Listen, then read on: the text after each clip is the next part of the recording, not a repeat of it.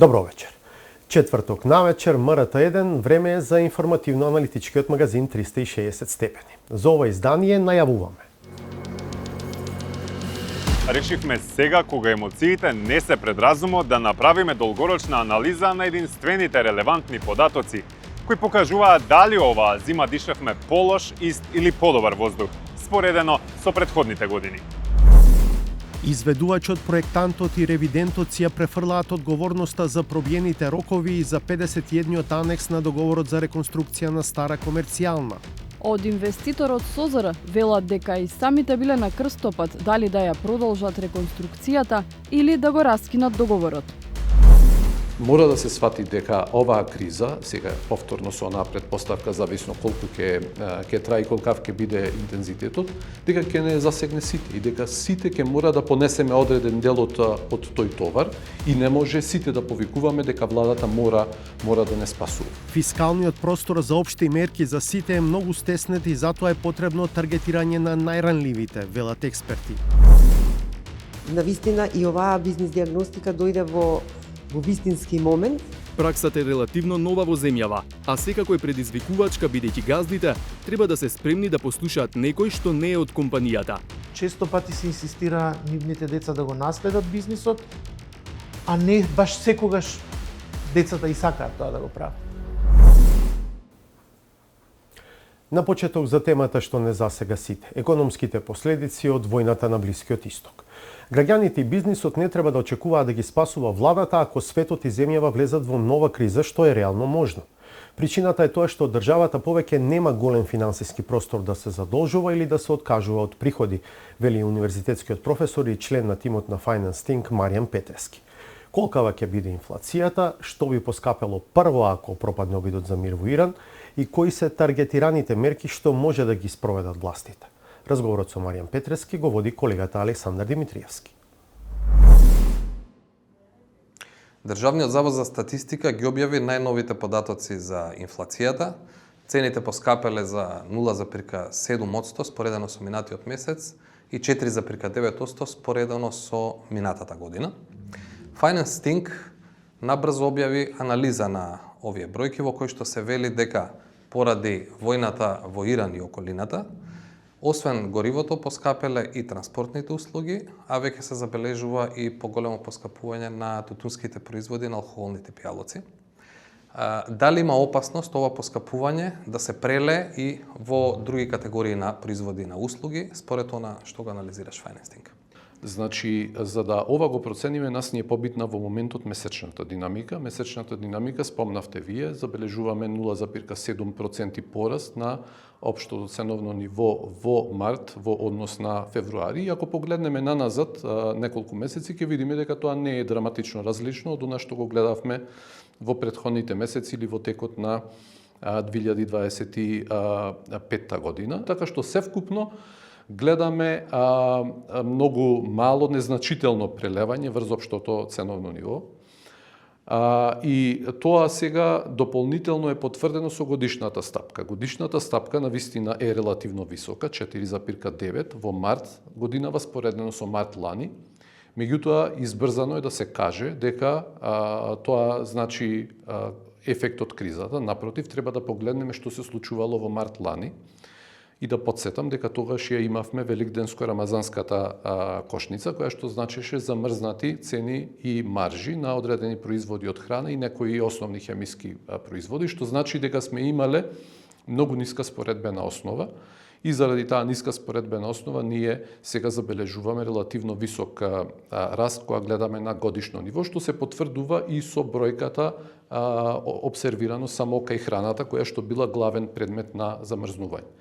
Така што како заклучок во моментот, значи со мартовските податоци, ние не гледаме некое значајно прелевање на кризата врз општото ценовно ниво, но се разбира до тоа не значи дека нема да дојде, особено ако конфликтот продолжи, се интензивира, ако неизвестноста обстои, особено во поглед на снабдувањето со нафта и нафтени деривати. Да, ако кризата продолжи и ако не се постигне траен мир, на кои производи или услуги треба да се очекува дека најбрзо ќе видиме значително зголемување на цените?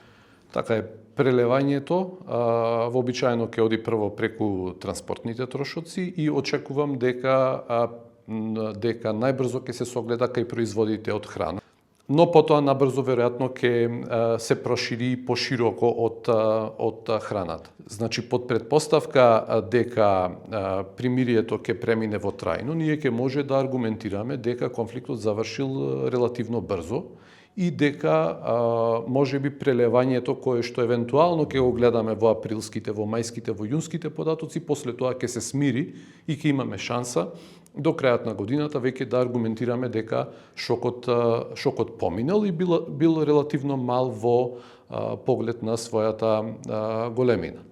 Но ако примирието се заврши на начин што конфликтот ќе продолжи, сигурно дека прелевањето ќе биде поинтензивно и ќе трае подолго.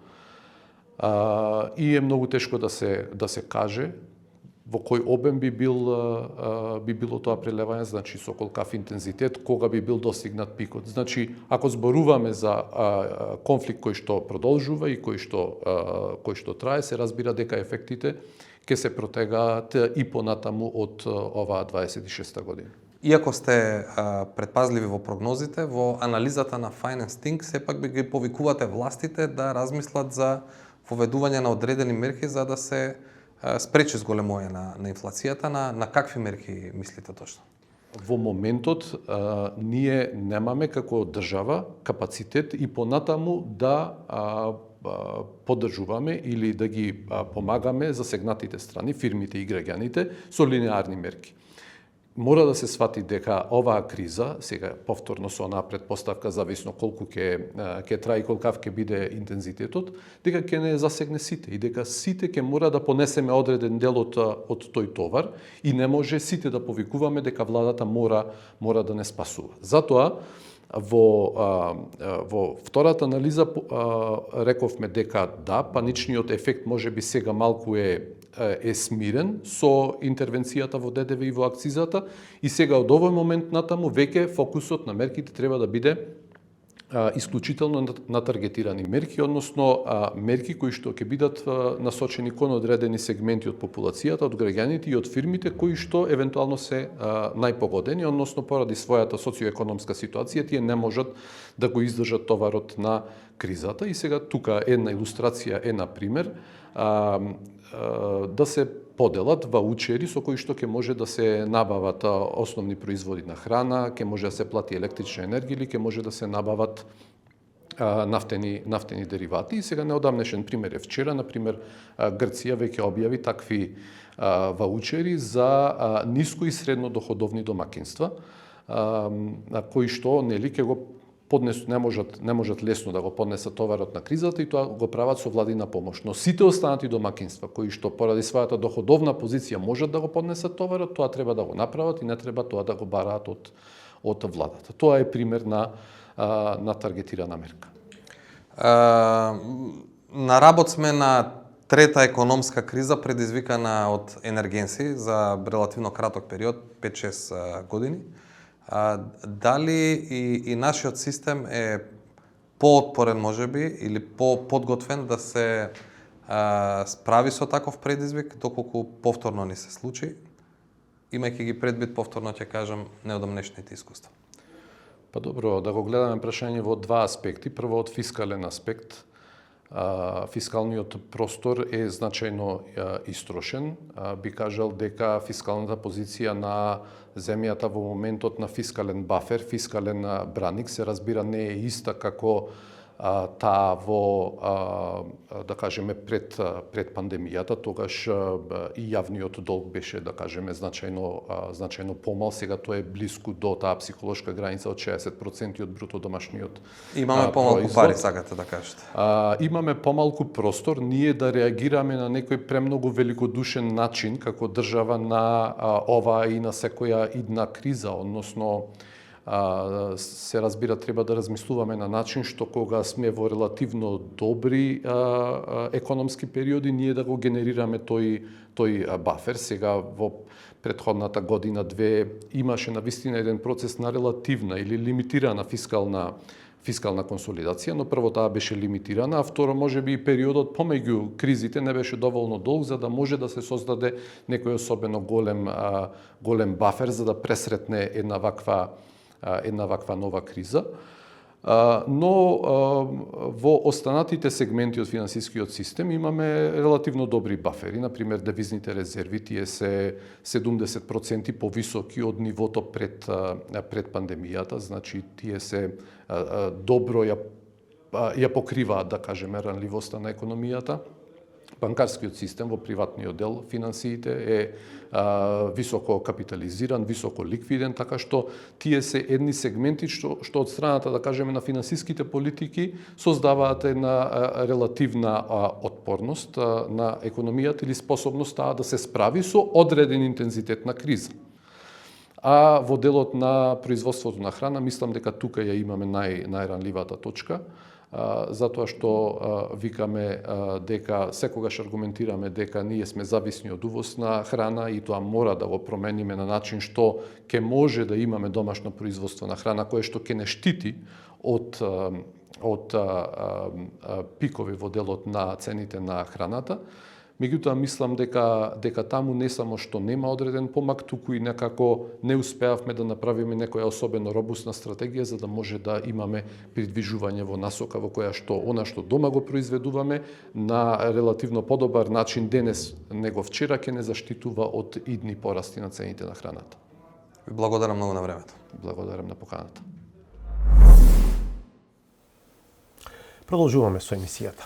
Кога е загадено Скопје, тоа се гледа со голонко, а се осеќа и на нос. Но ниту очите, ниту носот можат да споредат колку беше загадено зимава, споредено со пред 15 на години.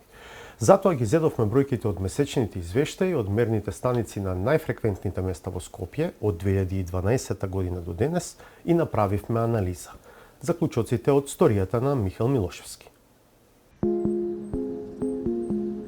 Дојде пролетта, а со тоа си замина сезоната на типични зимски денови за Скопје, полни со смог и магла. А кога загадувањето не се гледа со очи, колективно завршуваат и дебатите на оваа тема.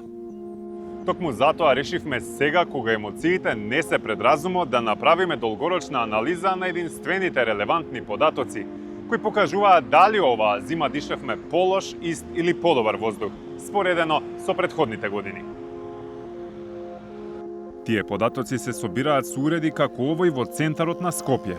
Резултатите од мерењата се достапни на дневно, месечно и годишно ниво.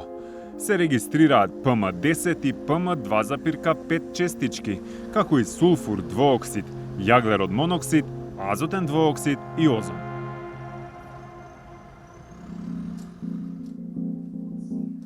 Задачата што ние си ја поставивме е да споредиме колкава била просечната дневна концентрација на PM10 честичките за секоја година почнувајќи од 2012-та. Бидејќи таа вредност ја мерат сите станици. Од поставените вкупно 5 се фокусиравме на 3 мерни станици во главниот град – Центар, Лисиче и Ректорат. Бидејќи се важен фактор, ги земавме предвид и бројот на денови во една година кога станиците не работеле. Мерната станица Центар во близина на зградата Нова Македонија е поставена покрај исклучително фреквентниот булевар Мајка Тереза, каде постојано има движење на возила. Во 2012 станицата измерила дневен просек од 85,34 микрограми PM10 честички на кубен метар, а сумирано низ целата година не работела 54 дена. Следната 2013 просекот се намалил на 76,26, а во 2014 паѓа дополнително до 64,15. Во 2015 има зголемување на 70,79 микрограми PM10 честички на кубен метар, па се до 2021 година воздухот бележи се подобар квалитет, стигнувајќи до 43,77 микрограми на кубен метар. Во 2022 година се забележува мал скок на 49,44, при што мерната станица не работела 44 дена. Во последните 3 години, бројките повторно паѓаат до најниските во овие 14 години, 43,5 микрограми изминатата 2025 година. Втората мерна станица за која ги анализиравме податоците е Лисиче. И таа е сместена во непосредна близина на прометни булевари и на помалку од 1 километар воздушна линија од оџаците на Усие. Во 2012 година просекот изнесувал 122,45 микрограми ПМ10 честички на метар кубен, а станицата била во дефект 52 дена. Загадувањето останува релативно високо и во следните 5 години, а намалување се појавува во 2018 година, кога паѓа на 55,60 микрограми на кубен метар. Важно е да се напомене дека таа година станицата не работела 89 дена. Следната 2019-та просекот е 54,61, но забележливо е дека оваа година станицата не работела дури 351 ден, што значи дека речиси цела година државата не знаела како воздух се дише во овој регион. Во наредните години бројките се движат од 58,98 во 2020 до 52,40 во 2021, за во 2023 да падне на рекордно најниските 48,47 микрограми на метар кубен. Во 2024 повторно има зголемување на 51,77, а не работела 41 ден, додека во 2025 година изнесува 50,82 микрограми. Мерната станица Ректорат е поставена пред градилиштето каде со години стојат недовршените објекти на Финки и Див. Тоа е една од локациите во Скопје со најгуст сообраќај во поголем дел од денот. Во 2012 просекот е 78 микрограми, но била надвор од функција 45 дена. Веќе следната, 2013 година, почнува тренд на намалување од 68,8 па на 68,36 во 2014 и 58,09 микрограми на метар кубен во 2015 година. Следува раст на 71,17 микрограми ПМ10 честички во 2016, а врвот го достигнува во 2017 со просечни 82,08 микрограми.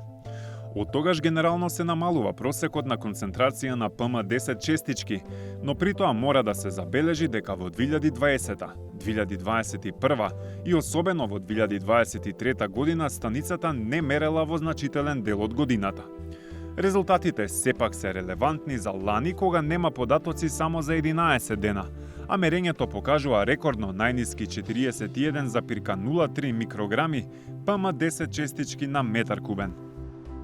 Или споредено со појдовната 2012 година просечната дневна концентрација на ПМ10 честички на метар кубен, минатата 2025 година била намалена за 49% во Центар, за 47,4% кај Ректорат, а најголемо подобрување бележи Лисиче, каде има намалување на ПМ10 честичките за 58,5%. На што се должи овој тренд на намалување на бројките за ПМ10 честичките, ако се земат предвид дневните просеци на годишно ниво? Анета Стефановска е раководителка на Оделението за мониторинг на амбиентален воздух при Министерството за животна средина и просторно планирање. Вели не паѓа само просечната концентрација, туку и бројот на денови во кој е надминат прагот на загадување. Бројот на денови 3 пати е помал сега во споредба со периодот пред 20 години. Ако имало случај во Лисиче да имаме околу 230 дена со концентрација на PM10 над 50 микрограми на метар кубен, сега просечно имаме околу 80, 90, 100 дена, зависи како на која мониторинг станица, што значи дека 3 пати помалку денови со големо загадување имаме сега, него во периодот пред 20 години. Падот на загадувањето во еден подолг временски период според Стефановска се должи на повеќе фактори. Тука ги вбројува проектите што Министерството ги изготвува и спроведува во текот на годините во соработка со Европската Унија и други странски партнери. Но додава дека влијаат и мерките на единиците на локалната самоуправа и по-поволните временски услови. Министерството активно работи на искористување на европските фондови. Во ТЕК имаме проект ЕУ за чист воздух, во рамките на кој Се направи набавка на 6 нови автобуси за Скопје. Се посадија 6000 садници во Скопје и во други 3 града Битола, Куманово и Тетово. Значи во соработка со единиците на локална самоуправа. Потоа се во тек некаде и завршена замена на начинот на затоплување во административни објекти, повеќе во здравствени објекти и во објекти од образование, во училишта и така натака. За бројките до кои дојдовме во нашата анализа зборувавме и со оние што се најгласни за подобрување на воздухот во Скопје. Представникот на иницијативата Зелен хуман град и советник во град Скопје Маријан Калевски тврди дека температурата во Скопје е зголемена во просек за 2 степени, што директно влијае врз топлотната инверзија. Појава која е одговорна за поклопецот над главниот град, главно во зимскиот период. Ветерот исто така има забележав раст, некаде околу 0,5 км на час има зголемување на просечно зголемување на ветерот од 2012 година до сега, што е исто така многу за луѓето можеби не мислат дека 0,5 км на час не е многу, но во однос на загадувањето тоа е многу и тоа игра огромна улога дали ќе има помало или поголемо загадување. И додека мерењата на ПМ10 честичките покажуваат долгорочен тренд на опаѓање, Калевски ја отвора дилемата. Дали овој параметар е единствен што детерминира дали воздухот е чист? Има тука врска помеѓу мерните станици мерат известен број на загадувачи. PM10 е еден, има PM2,5, нели, и известен број на гасови, но тоа не се сите материи што ги има, например, од загадувачката индустрија. На мерните станици не се мерат фурани и разни диоксини кои што ги се како производ од работата на различни индустријски капацитети. За ова прашање надлежните признаваат дека нема долгорочно и континуирано мерење на другиот тип на загадувачи освен ПМ честичките. Но при повремените проверки, проблем со тешки метали досега не забележале. Не е дека немаме комплетна слика и врз основа на тие направени анализи предходно, немало надминување на годишните гранични вредности за овие тешки метали што ние ги имаме досега анализирано. Тешки метали досега не сме имале проблем. Се сложувам дека можно е да имаме проблем, сме имале во претходните мерни кампањи со полициклични ароматични аглеводороди и имало надминување на бензоапиренот. Тоа да. А досега од направените мерења тешки метали немало надминување. Бензоапиренот, за кој мерењата во минатото покажале зголемување на параметрите, е соединение кое предизвикува генетски дефекти, рак и репродуктивни оштетувања, а се ослободува при нецелосно согорување на органски материи, преку издувните гасови на возилата, согорување јаглени дрва и чадот од цигарите. Дали поради времето, дали поради мерките, дали поради двете, факт е дека воздухот во Скопје е подобар од пред 14 години, но тоа не значи и дека е доволно добар. Пред година и пол бината во медија центарот на владата беше претесна за бројните функционери дојдени да го представат планот за чист воздух. Во документот повеќе институции се обврзаа и со рокови, кои чекори ќе ги преземат за да го намалат загадувањето. Ќе инсистирам на нивно ангажирање и завршување пред се во мојот ресор, но и ќе ги координирам, следам и потикнувам активностите како вице-премиер во сите институции кои ќе имаат дел од одговорноста за спроведување. Владата вети дека ќе го направи тој чекор во догледен рок.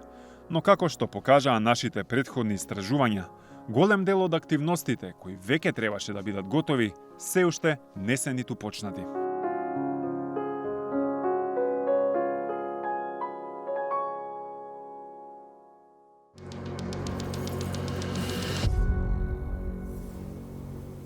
И понатаму сте со 360 степени. Проектот за реконструкција на објектот на стара комерцијална банка е правен без да се изврши целосен увид на терен, тврди компанијата Бауер БГ, од каде велат дека тоа е основната причина што како изведувач не успеале да ги завршат работите во првично предвидените рокови. На ова од проектантот ИНТ Global Engineering од Битола враќаат. Проектот е изработен согласно барањата на државата, на сите барања за измени одговоривме навремено, а динамиката на терен ја диктира изведувачот.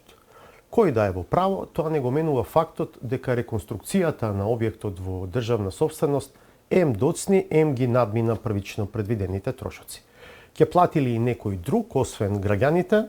Галена Николовска-Ризвановиќ. Неодамна објавивме дека не само што доцни, туку и дека поскапе за 2,1 милион евра реконструкцијата на објектот на поранешна комерцијална банка која е во државна собственост. Според истражувањето на невладината организација Центар за граѓански комуникации, поскапувањата и одложувањата се направени преку 51 анекс на основниот договор меѓу СОЗР и изведувачот Бауер БГ.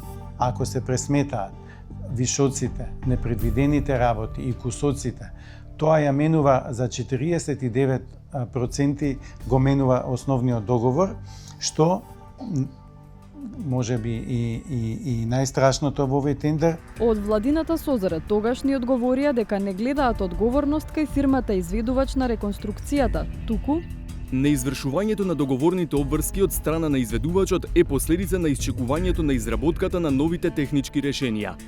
Па ако се познати главните причини за застојот на објектот што на крај го плаќаат граѓаните, ќе се барали одговорност од некого.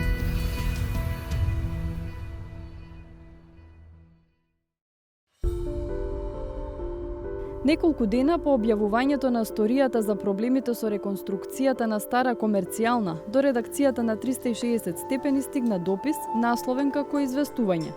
Испраќач според добиената е-пошта е фирмата Бауер БГ. Во документот од компанијата не забележуваат на фактите во врска со реализацијата на јавната набавка за реконструкцијата на државниот објект, но на мощно јасен начин посочуваат зошто сметаат дека доцнењето не е по нивна вина. Како најзначајна причина за пролонгираниот рок е доцнењето со изработка на новите ревидирани технички решенија, зашто постои обемна документација, а истите беа изработувани поради потполна неможност за изведба на голем број позиции согласно основниот ревидиран проект. За да нема сомнежи дека изведувачот на проектот го вперува прстот кон проектантот, понатаму во дописот од Бауер БГ изнесуваат во најмала рака вчудовидувачко тврдење дека проектот е направен, а потоа и одобрен без целосно да се посети објектот што треба да се реновира. Причината за ваквата состојба е заснована на тоа дека во фазата на проектирање и ревидирање од страна на проектантите не е извршен увид во целиот објект, а грешките во истиот не се коригирани ниту од страна на ревидентот, што доведува до големи застои во изведбата, неможност за континуиран процес во изведбата, финансиски импликации, односно појава на вишоци и кусоци, како и непредвидени работи. Поради проблемите произлезени од проектот, заклучуваат од Бауер БГ, се пробивале рокови, се зголемиле трошоците, а се појавиле и проблеми со кадар, навремена набавка на материјали, механизација и исполнување на договорните обврски со добавувачите за сите фази од изведбата. Експлицитноста на ставот на Бауер БГ дека проектот е направен без да се види цел објект беше причина да побараме став на повеќе адреси. На прашањето за директното обвинување од проектантот ИНТ Global Engineering одговорија: Проектната документација за реконструкција на објектот стара комерцијална банка е изработена во согласност со проектната задача, потребите, насоките и барањата на инвеститорот. Истата е ревидирана од независна ревидентска компанија и како таква е прифатена од инвеститорот за натамошна реализација. Во однос на динамиката на работите на терен, проектантот тврди дека тоа го диктира изведувачот. За кусоците и вишоците, дека се евидентираат во градежна книга која ја потврдува надзорот. За обвинувањето дека тие проблеми и пробивањето рокови се должат на времето потребно за изработка на нови технички решенија, проектантот тврди: Ние, како проектанти, благовремено одговоривме на сите барања за измени кои се доставени до нас од страна на инвеститорот. Истите прашања кои ги упативме до проектантот, ги упативме и до ревидентот, фирмата Градежен институт Македонија. Ова е интегралниот одговор што го добивме за сите прашања заедно. Градежен институт Македонија е градежна компанија која повеќе од 50 години успешно обстојува на домашниот пазар и во регионот, работејќи строго професионално и во целосна согласност со сите важечки законски прописи, стандарди и правила. Сите активности ги реализираме одговорно согласно зададените обврски и со висок степен на стручност и интегритет. Објектот на Стара комерцијална изгоре во 2020 година, а тендерите за проектирање, ревизија на проектот и реконструкција беа направени во време на претходната влада, а и со тоа раководство на СОЗР. Сепак, бидејќи договорите се уште се активни, а работите на терен неспорно доцнат и се соочуваат со големи проблеми, повторно побаравме став од надлежната, владината служба за општи и заеднички работи. Прашавме дали ќе бараат одговорност од проектантите или ревидентите, кога веќе и СОЗР претходно и изведувачот сега го посочуваат проектот како извор на пробиените рокови. Ни објаснија дека нема основа да се активира банкарска гаранција или друг сличен законски механизам. Единствениот начин за заштита е тоа што трошоците за дополнително проектирање поради пропустите паѓаат на товар на избраните фирми. Согласно членот од договорите за изработка на основен проект и за ревизија на основен проект, давателите на услуги одговараат за недостатоците и истите доколку постојат потребно да ги отстранат, односно преработат и усогласат, без дополнителен надомест. Давателот на услугите одговара за недостатоците во количините и позициите од предмерот, утврдени согласно проектот. Од институцијата со која втора година раководи Ивица Томовски посочуваат дека и самите биле на крстопат, дали да ја продолжуваат реконструкцијата или да го раскинат договорот, но имајќи го предвид веќе изграденото, како и потрошените пари, процениле дека таквиот чекор би довел до пропаѓање на вградените материјали и градежните активности. Дополнително, имајќи предвид дека објектот е наменет за сместување на повеќе институции, постои зголемена одговорност за реализација, проследена со оправдани очекувања и оперативни притисоци од засегнатите страни во однос на динамиката на изведбата. Кога Центарот за граѓански комуникации го објави своето истражување на тендерот, кое вклучуваше и извештаи на надзорот, од организацијата повикаа на јакнење на фазата на планирање на јавните набавки, но и поголема одговорност за вклучените фирми. Ако имало толку проблеми во проектот, треба проектантот да се земе на некаква одговорност. Зошто се настанати тие проблеми? Исто така,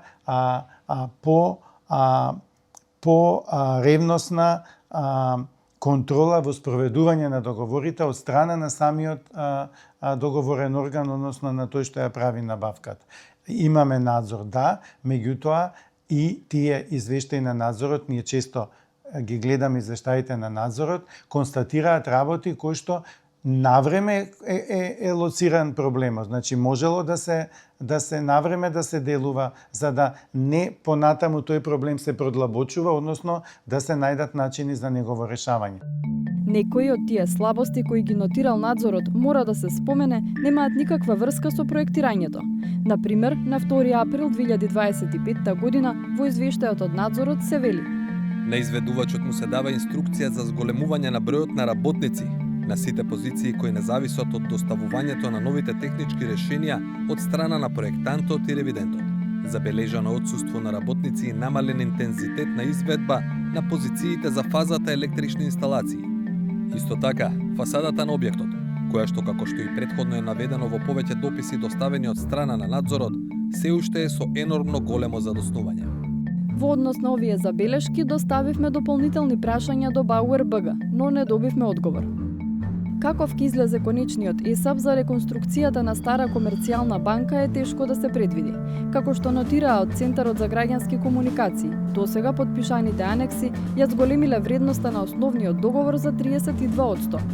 Но се уште не се подпишани анекси за така наречените кусоци, односно позиции за кои во оригиналниот проект биле предвидени многу повеќе зафати и материјал, а кои нема потреба да се изведат. Од СОЗР велат, тоа ќе се направи на крај. Со изготвување на пресек на состојбата, рекапитулација на вишоци и кусоци, јасно се утврдува дека реалното зголемување на договорната вредност е во рамки дозволени со закон, односно не го надминува лимитот. Во консултација со меродавни институции, службата доби насока дека конечниот финансиски ефект од реализираните количини ќе се утврди со завршната ситуација и пресметката на договорот. Како и при многу други градежни зафати спроведени преку јавни набавки, работата еден ден ќе се заврши. Нема да биде ниту во рок, ниту според првично предвидениот буџет. Но како и при многу други градежни зафати, ќе остане прашањето: може ли да има подобар механизам за да се заштитат јавните средства?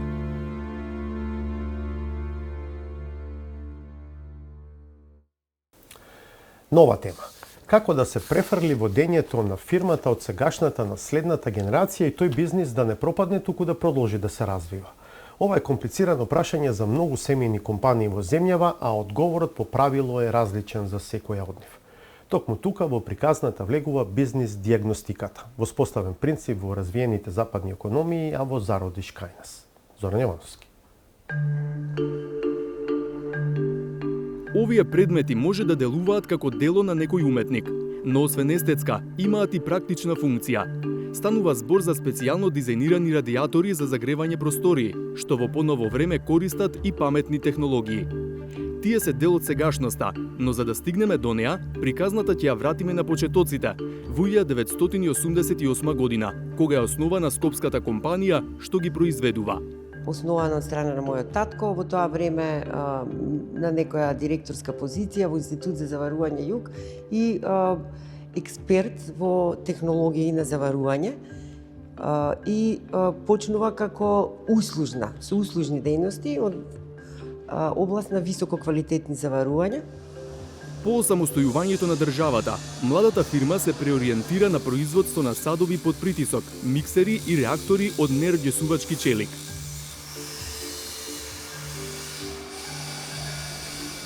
Но ако до 1995-та бизнисот го води основачот, таа година се вклучува втората генерација. Со тоа почнува предизвикувачкиот процес не само на наследување, туку на доградување. Мислам дека татко ми беше одличен ментор.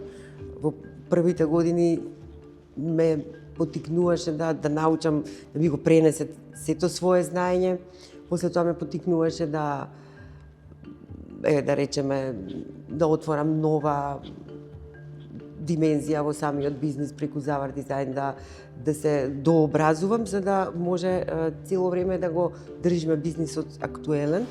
Тој процес бил добро искуство за втората генерација, но по 3 децении работа, на портите на семејниот бизнис тропа третата генерација. Ние бевме многу среќни како родители кога ќерката одлучи на нејзина апсолутно лично видување дека сепак директно или индиректно сепак е таа растена со овој бизнис и така одбра насока заварување, тоа што е суштината на нашиот бизнис и навистина се отвара, енергијата е малку поинаква кога такво нешто се случува. Од 2003 година почнуваат да ги произведуваат овие дизајнерски радиатори. Поменувајќи низ различни периоди на подеми и падови на светската металуршка индустрија, научиле дека секоја околност треба да се искористи за инвестиции, развој и воведување нови стандарди. Така да треба да ни биде таргетот да имаме бар 65 оваа година. Да видиме стратешкава мапа. Супер, значи не може да видиме стратешката. Во последните 5 години дошло до брзи промени во целото бизнис обкружување и се појавила потреба од подготовка на компанијата за стратешко позиционирање на долг рок. Влегле во процес на бизнис диагностика што и досега го применувале во различни околности.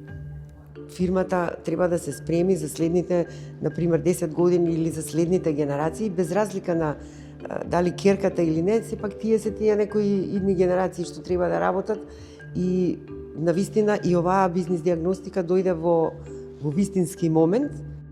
Бизнис диагностика е процес кој вклучува, фигуративно кажано, преглед на една фирма и процесите во неа, од што произлегува план за нејзин раст и развој.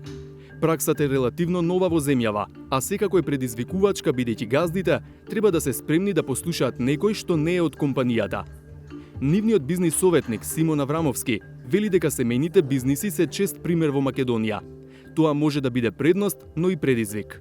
Понекогаш, не секогаш, се случува да самите сопственици, после одреден број на децении, да речам, бизнисот ги надраснува и може да бидат понекогаш и пречка за одредени стратегии, развојни и за некакво знаете како паричката секогаш има две страни. И е специфично работењето, бидејќи често пати се инсистира нивните деца да го наследат бизнисот, а не баш секогаш децата и сакаат тоа да го прават. Да. Тој смета дека оваа компанија е добар пример на квалитетна смена на генерации. Се радувам што нивната ќерка ја сака да се посвети на машинското инженерство и баш се запиша на таа насока. Мислам дека тоа нема да биде апсолутно никаков проблем, бидејќи искуството што го имаше Марта кога го превземаше бизнисот од својот татко, мислам дека тие научени лекции јас имам чувство, ние баш не сме разговарали за тоа, мислам дека на најдобар начин, имајќи го своето искуство како некој што го превземал бизнисот од своето татко, мислам дека тој пренос дека ќе оди како што треба. Аврамовски посочува на неголемата грешка што ја прават родителите кога во семејниот бизнис ги воведуваат своите деца. Тоа е моја ќерка или тоа е мој син и веднаш мора да биде генерален директор. Не се почнува од генерален директор, се почнува можеби од некоја многу пониска позиција и треба сите аспекти на работењето се почувствуваат на своја кожа за да можеш утре да вистински да раководиш со луѓе со една организација. Аврамовски учествуваше на обуките што во земјава ги држеше Мануел Брковиќ, менаџер за производство и оперативни процеси од Хрватска. Тој смета дека токму на семејните бизниси најмногу им треба бизнис диагностика при интергенерацијски предизвици. Зашто? Прва генерација вам е пунила геп на тржишту. Dakle, to su ljudi koji su došli iz većih firmi, tada jugoslavenskih, prepoznali su nekakav problem na tržištu ili manjak nečega na tržištu i napravili taj proizvod. Znači, to su uvijek tehnički jako dobro obrazovani ljudi, znaju razvoj, znaju tehnologiju, a tržište još tih 90-ih ili 80-ih neke godine, kad su nastajale te kompanije, vi niste morali se boriti sa velikom konkurencijom i nečim, jer ste točno otvorili, to jest zatvorili gap koji ste imali na tom tržištu. Zašto sada dijagnostika za drugu generaciju? Dakle, dolazi druga generacija, cijeli svijet se promijenio. Vi više niste jedina firma, gap je odavno popunjen, dakle vi ste ušli u jedno highly competitive market i usto još naslijedili cijelu kompleksnost proizvodnje. Денес на дофат е светскиот пазар на труд, со кој новите генерации во македонските фирми треба да се справат. Te firme su se prije razvijale intuitivno. CEO male kompanije je uvijek bio na telefonu sa CEO-om čak ogromne kompanije u Njemačkoj, recimo. Zašto? Jer on je direktno rješavao problem te velike kompanije, a to je u Njemačkoj su radnici tad već bili jako skupi i oni su tražili takve manje kompanije koje će njih servisirati. Danas, druga generacija ima taj problem da Njemac sad ima i Kineze, ima američko tržište, ima u Makedoniji, ima u Hrvatskoj, zapravo on bira šta će. I vi sad kad ulazite unutra, prvo se ne snalazite u proizvodu, jer većinom ti nasljednici nisu školovani tehnološki kao osnivači, nego su se školovali tamo gdje je osnivaču nešto nedostajalo. Marketing, sales, finance, tu negdje su se tražili. I sad dolazite u kompaniju gdje vam founder još uvijek vodi sve to po starom načinu koji na ovom novom tržištu više ne valja. Vi ne poznate proizvod, ali poznate tržište. I onda taj sukob mi kroz dijagnostiku zapravo pokušavamo, sukob pod navodnicima, pokušavamo kroz dijagnostiku i nasljednika i foundera zapravo spojiti pomoću nekih podataka, brojki, logike, strategije, da oni shvate koji su sad sljedeći koraci da bi ta firma, znači zajednički i od foundera i od nasljednika, nastavila napredovati. Заклучокот е дека транзицијата низ генерациите веројатно е еден од некритичните моменти во семејните бизниси. Важно е емоциите да се заменат со податоци, а јазот помеѓу идеите на основачите и наследниците да се завари со комбинирана стратегија. Така би требало приказната што почнала пред децении да продолжи да се пишува уште поуспешно.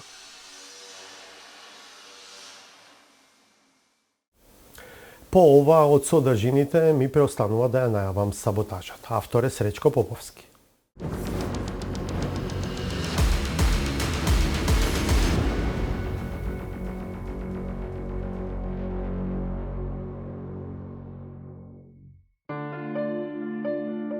Разликата која постои меѓу нешто што е формално и фактичкото, најчесто се среќави се објаснува во вицовите. Ама изгледа дека локалните самоуправи функционираат на истата бранова должина, што митам се отвара простор за ваков тип на материјална дискусија. Јас башав капацитетот колку рековте 221 на документ. 220 е на документ. Реално 220 кревети нема интернет. И во тие простори кај што има кревети, ние моментално може да сместиме 170 кревети. А на документ е 220. Тоа што таму некој го напишал и се препишува од документите од година в година и навистина не мора да се одветствува со реалноста. Пример за тоа е ангажманот во раководните тела на јавните предпријатија. Иако не е заверување, ама на многу од нив и дефинитивно им треба баш таков профил. Еве за стручните кадри ќе збораме во Паркинзи, кој може и така, специјалист вика по интензивна нега во управен одбор на Паркинзи. Од една страна шо бара, а од друга страна кога ќе размислам со овие цени од Паркинзи што ги имате клаено, може да ќе ни треба специјалист по интензивна нега да ни ги смири малце страстите и болката на битолчани. А што да прави истрошената администрација? Кој ним да им помогне кога им е тешко и не баре работат во приватна фирма? Мора да останат подолго и тоа затоа што имало некои пожари, па некому му текнало да организира воредна седница на која ќе се предлагале некакви мерки. Прво да се извинам на вработените што се општината, пошто повеќе това ги они се само малку обседнани, мислам после во работно време. Значи се извинавам, това не сум го знаел дека е така.